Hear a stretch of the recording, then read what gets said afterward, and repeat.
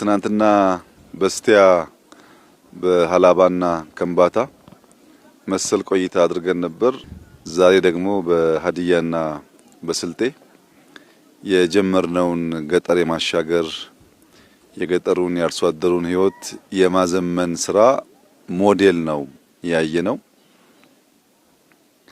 ባየነው ነገር ከፍተኛ ደስታ ተሰምቶናል። አስደማሚ ስራ ስለሆነ የእያንዳንዱ የአርሶ አደር ህይወት በዚህ ደረጃ መቀየር ከቻለ ኢትዮጵያ የምግብ ሉዓላዊነት ለማረጋገጥ ከችግር ለመገላገል በብዙ መልኩ የምናነሳቸው ችግሮችን ለመፍታት ያግዛል። ለምሳሌ ኢትዮጵያ ውስጥ ቅንጨራ አለ ብለን እናገራለን።